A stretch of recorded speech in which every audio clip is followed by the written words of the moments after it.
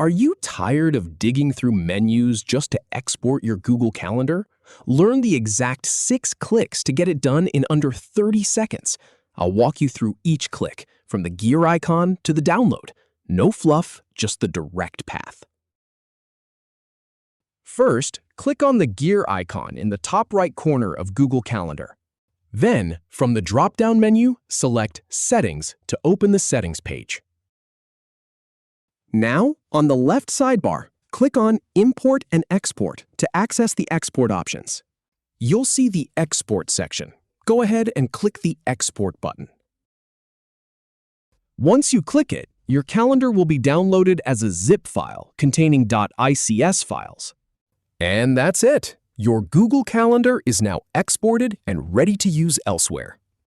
If you have any feedback or if any info is inaccurate, please leave a comment below.